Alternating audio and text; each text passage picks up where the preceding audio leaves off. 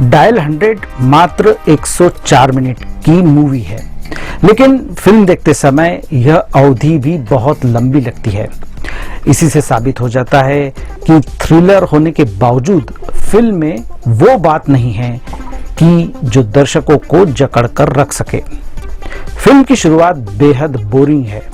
Mumbai police emergency call centre पर night duty कर रहा पुलिस अफसर निखिल सूद के पास एक महिला का फोन आता है। वह अजीबोगरीब तरीके से बात करती है। कभी बोलती है कि मैं आत्महत्या कर रही हूं और फिर कहती है कि किसी की हत्या करने वाली हूं। निखिल उसकी बातों पर खास ध्यान नहीं देता, लेकिन कुछ देर बाद उसे समझ आता है कि खतरे में उसकी पत्नी प्रेरणा और बेटा है। फिल्म के शुरुआत में लगभग 20 से 25 मिनट तक फोन पर बात होती रहती है। कैमरा सिर्फ मनोज बाजपेयी पर टिका रहता है। माना कि मनोज बहुत अच्छे एक्टर हैं, लेकिन इस तरह से एक ही कैरेक्टर को एक ही जगह पर लगातार देखना आसान बात नहीं है। सस्पेंस बहुत जल्दी खुल जाता है और सारी बातें इस पर आ टिकती है कि निखिल किस तरह से अपनी फैमिली को बचाएगा। डायल 100 में कुछ भी नया नहीं है। सीन दर सीन आपको देखे हुए लगेंगे। कभी आपको अमिताभ बच्चन और तापसी पन्नू की बदला याद आएगी, कभी द फैमिली मैन, तो कभी अनिल कपूर की सीरीज 24।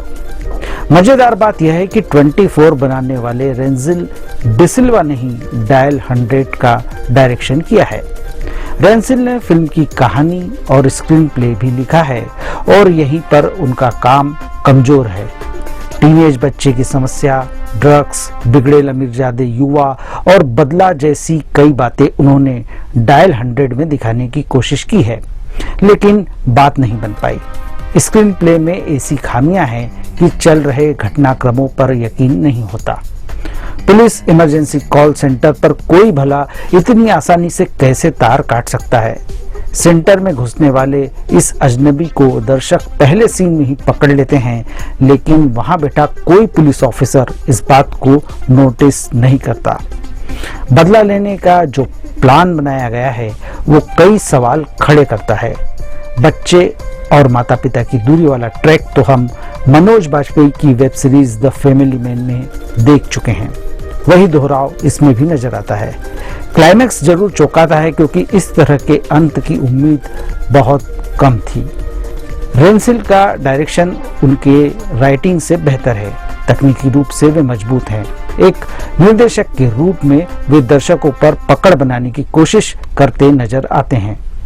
मनोज बाजपेयी ने अपना काम अच्छे से किया है, हालांकि इस तरह का रोल उनके लिए बहुत ही आसान बात है। नीना गुप्ता को जो किरदार सौंपा गया है उसके लिहाज से उनकी उम्र ज्यादा है। जो काम वे फिल्म में करती नजर आती है उस उम्र की महिला के लिए बहुत ही मुश्किल है। साक्षी तंवर को ज्यादा अवसर नहीं मिले। सपोर्टिंग कास्ट का काम एवरेज है। डायल 100 तभी डायल कीजिए जब करने के लिए कुछ नहीं हो। इस फिल्म को मैं 5 में से 2 स्टार देता हूं।